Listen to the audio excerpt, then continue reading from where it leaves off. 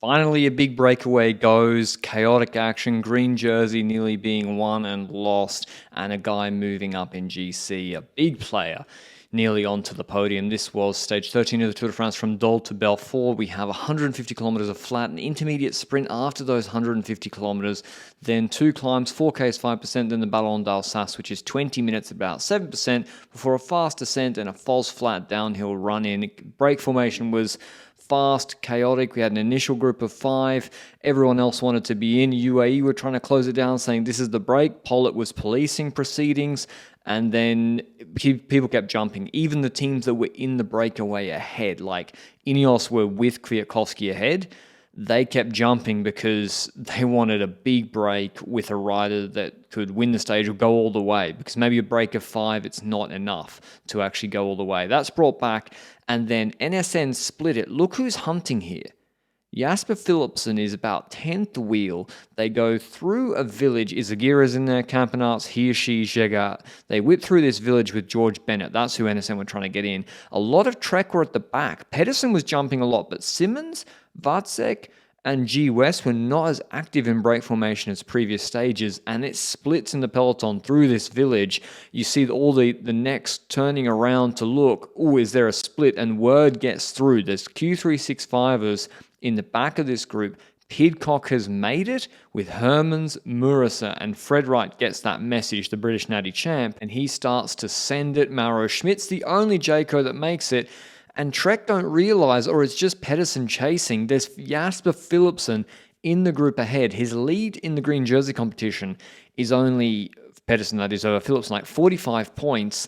And it's even him, he can't bring back a group like that alone. So Schoens, Vácek, G West, everyone starts pulling, because if Philipsen gets to the intermediate sprint with a group this big, he's going to take 25 points back. That's the lead of Pedersen almost halved, or more than halved. Verona and Trek, they put the white flag up. UAE saying stopping the break is going. Magnus Cort keeps it going. Without him, maybe that was it.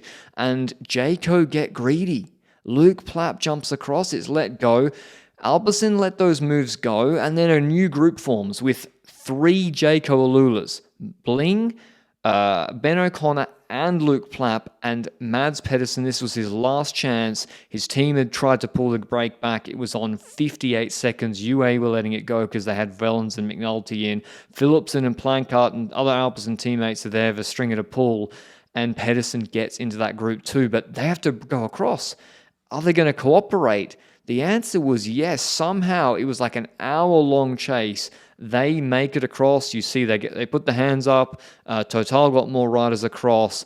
UAE keep letting the gap out to Pidcock, waiting for another team to pull. And then it's Q365 who start pulling. Bahrain are the ones who start to chase.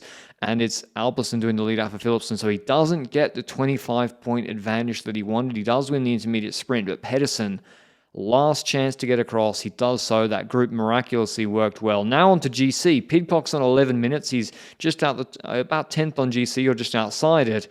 He, Murasa, Quinten Hermans, Fred Wright, they lock down the stage until we get to the Ballon d'Alsace. Then it's all up to Pidcock with 37 Ks to go. Vauquelin goes, Garcia Pierna follows, Jegat counters. Jayco are conservative. They're just pacing at this point. Schmidt, Plapp, they weren't showing themselves until this point. 5 Ks to go. O'Connor starts to set a pace, and you realize they've got 4 in this group. I don't think any other team had 3. Total had Brouillard and Jegat. We see UAE have 2 with Wellens and McNulty. There's Vauquelin, Valgren, Maxim Van Hills, and Pidcock are isolated. Jayco have 4. Michael Matthews to sprint, if it's going to be a group sprint, and Schmidt and Plapp to probably follow over the climb. Van Hills wants to make it harder with 4 Ks to go. He's chased down by Pidcock.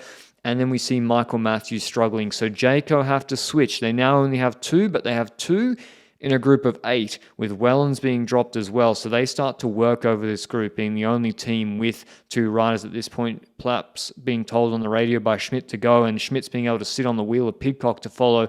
This was a full gas, exciting stage from start to finish. I really like the way Jayco got greedy.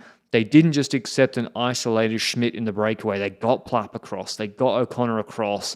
And that was key. You had to have numbers in this final because it doesn't finish on top of Ballon d'Alsace. They go over the top Vocal attacks, and they already start playing. Plapp's on the radio to Schmidt saying you got a gap, send it on the descent, and you know what Wellens is trying to do. This is how he won the stage last year, and he makes a mistake here.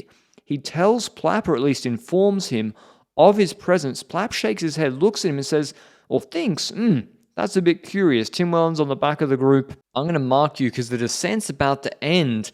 And it's like, yeah, Wellens is also aware of what Plapp's trying to do. So Plapp correctly marks the back wheel of Wellens because straight after the descent ends, Wellens goes on the flat, Plapp straight in the wheel, and the attacks start. I mean, they got space from the Peloton. Tejada goes again, very strong attack, but there's 4 guys in his wheel. And here Mauro Schmidt wins the race.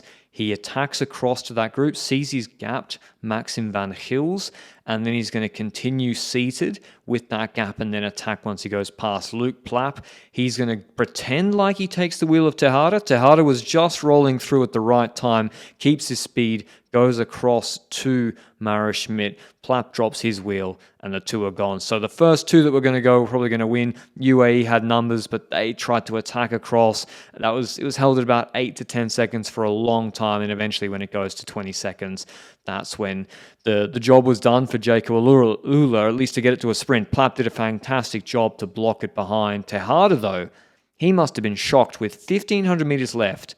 With Wellens coming across, Schmidt completely stops pulling, but with the pressure of Wellens, Schmidt then has to go back to the front, so he started finessing too early. He then has to lead out Tejada. He makes a quick sign of the cross before the sprint, and he jumps Schmidt with 200 to go, gets the jump on him, which was really smart. He gets almost half a bike length in front of Schmidt, who then has to catch back up. He was the favorite for the sprint, and he wins this year. He got beaten by Abrahamsen in a similar sprint last year.